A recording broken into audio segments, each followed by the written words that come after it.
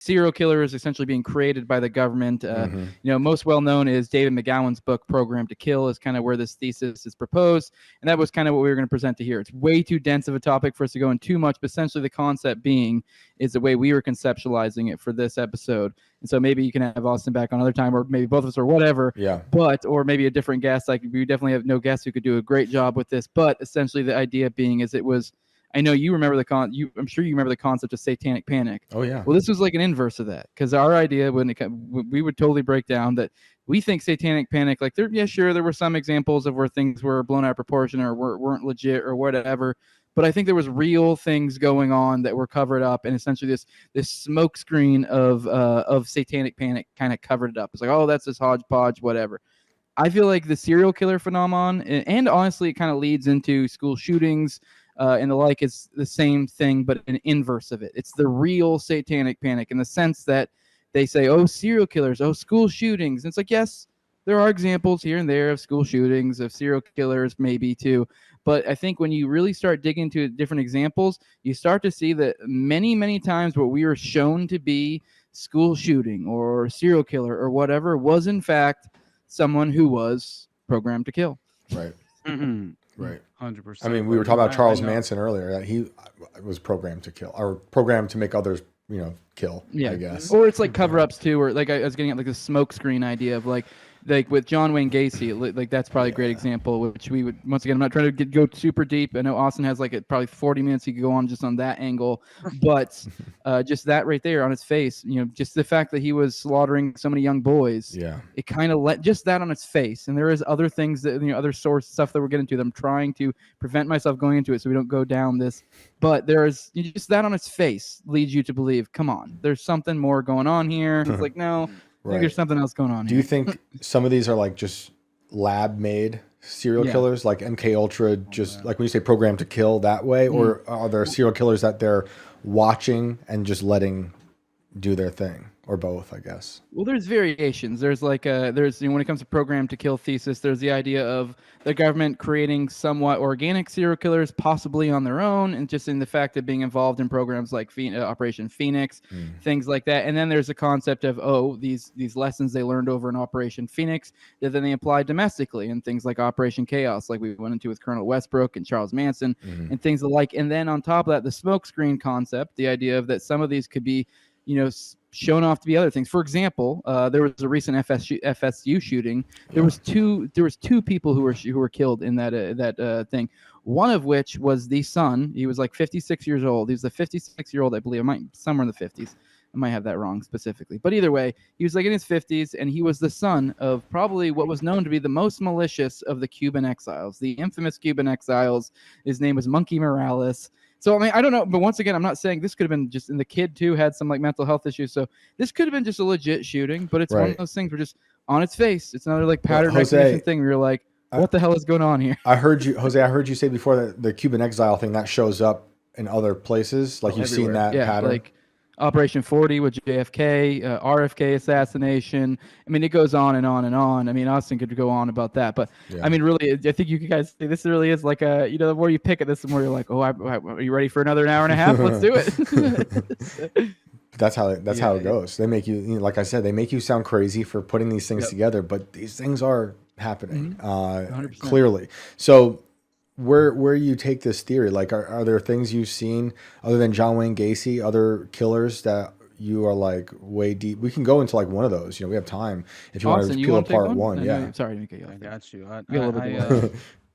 Like again, it is exactly what Jose was just kind of like staging and introducing as far as the conversation we were having earlier. Because in my mind, and this is how I presented the Finder's Cult. I believe it was that was how I conceptualized it at the time, was essentially, explaining how the mass hysteria was truly spurred on, right? So the satanic panic, in my mind, you have the rise of the serial killer phenomenon, really kind of coming into its own in the late 70s, early 80s, right?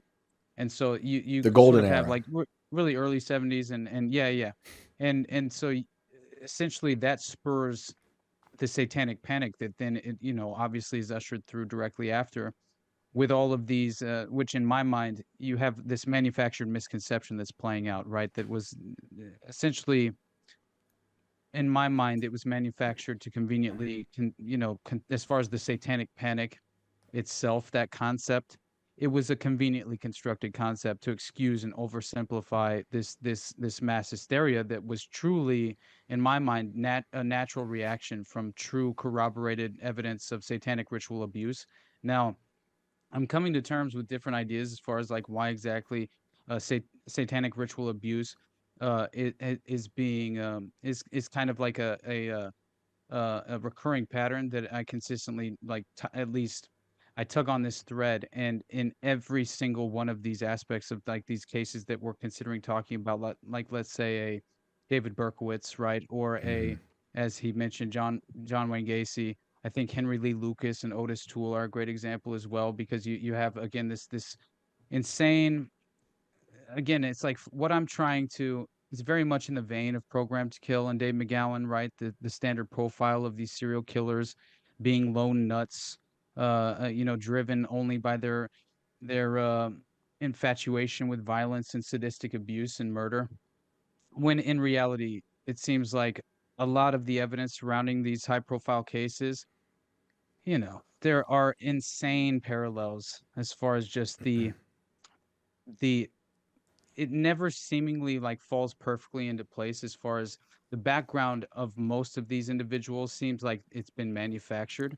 And Right. so they inevitably take the fall, and it's and become a patsy in this context. But what I want to really kind of start by explaining, I think, which is most important, because again, we it's difficult to say where to begin, but since we've been discussing Waco, right, I think it's kind of important to at the very least make this interesting side, which I had discovered. There's this ritualistic murder of Arliss Perry, which had been written about in Maury Terry's book, The Ultimate Evil. And this woman was actually targeted and ritualistically murdered on the campus of UC Berkeley, right? And it's one of the most unique stories as far as what actually happened to Arliss Perry, and the interesting way that they discovered her body. She's this 19-year-old newlywed who had recently moved to Stanford, but she's from North Dakota.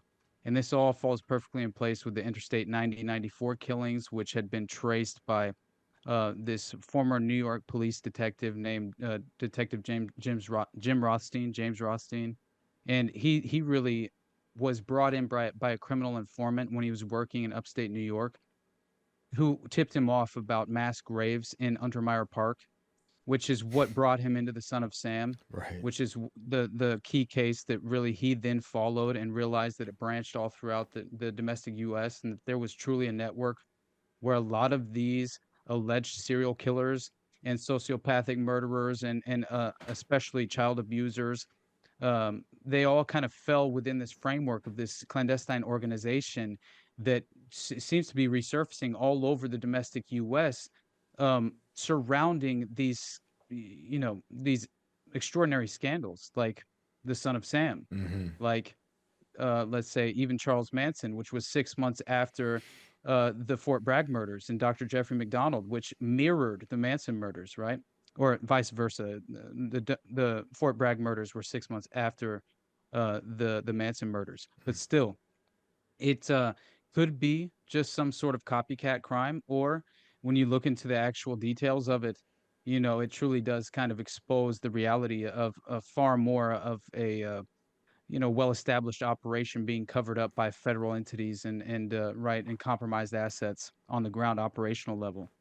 But the point being is that Arliss Perry, she's essentially tied back to being targeted by this organization, this very same organization that had been conducting targeted assassinations by using David Berkowitz's group, to commit certain killings that would be very much, let's say, convenient for the cover up, which was occurring at the time. So if you consider the Son of Sam murders, right, you have to again keep in mind that this is very interesting. That as far as like, well, I should at least say that David Berkowitz, obviously known as the Son of Sam, 44 caliber killer, he's technically been labeled as the lone gunman, right? The Right. the lone murdering a serial killer, psychopath that was obviously terrorizing New York in the 70s. And just a few years, and then he's actually convicted, right? Arrested on August 10th in 77. But still, to consider the hysteria that surrounded the Son of Sam murders and kind of how it was utilized in the public framework, you begin to kind of, yeah, it, again, gives you extraordinary pause, especially considering the victim list you go through. And you discover that Donna Loria and Jody Valenti, who were victims in the Bronx in 76, well, they had been directly tied to obviously Donna Loria.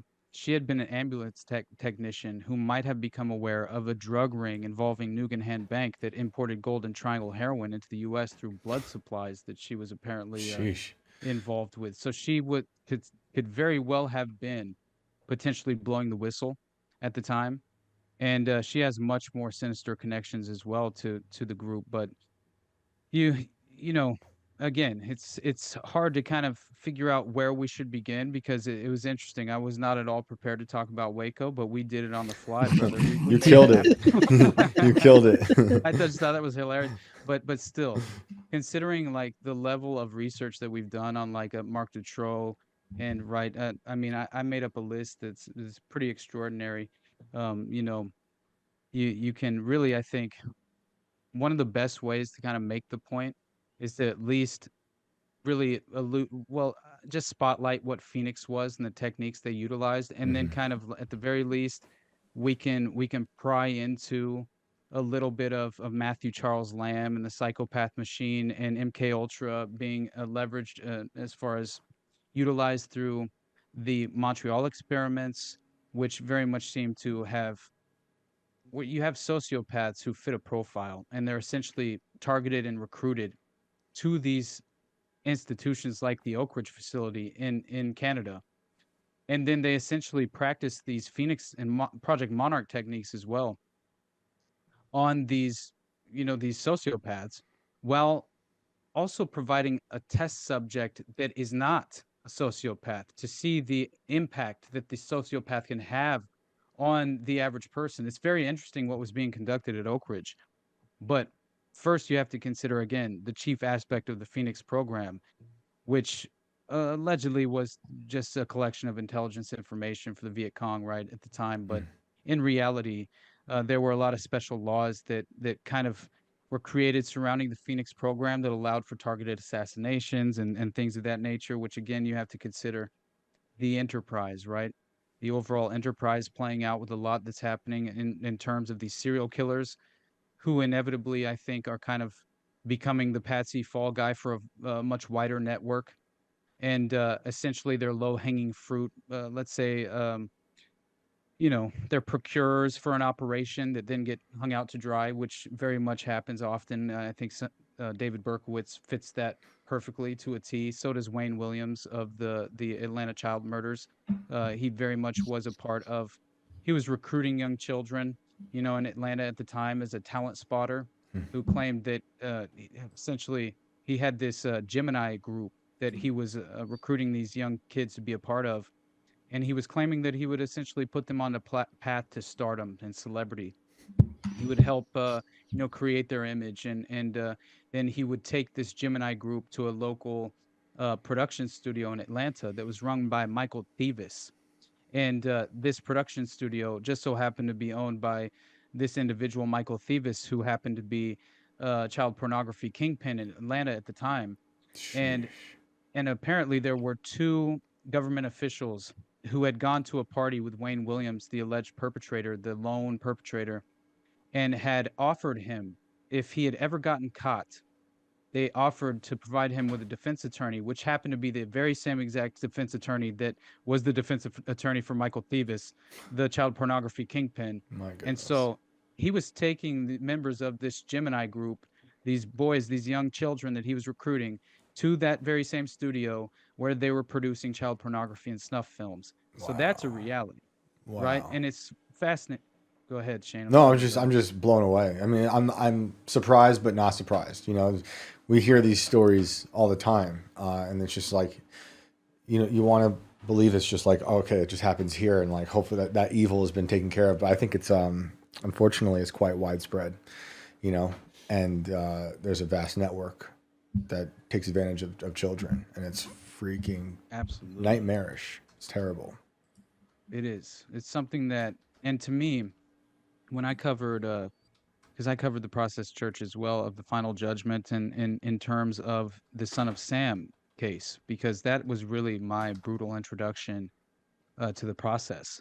And that was when I kind of I covered Henry Lee Lucas and Otis Toole, and I realized that there were these claims, and this is in the vein of the Dave McGowan Program to Kill, which I think is very valuable, and each and every one, as far as I encourage everyone Yeah, I got to read it. at least, yeah, you've got to read it, and at least to kind of introduce that just as a plausible reality. It's definitely a possibility. At the very least, remain open-minded. But the claim that really kind of stuck out to me, and again, it came back up later on when I covered or maybe it was before when I covered James Holmes and the Aurora, Colorado shooting, and Dr. Robert Duncan, the Harvard graduate who wrote Cyber and Cybernetics Revealed. It's an insane book about how essentially they've modernized and sophisticated these mind control techniques to such an extent to where, you know, they're utilizing EMF and post hypnotic suggestion far more often than a microchip. Yeah. Because it's actually far more, reliable.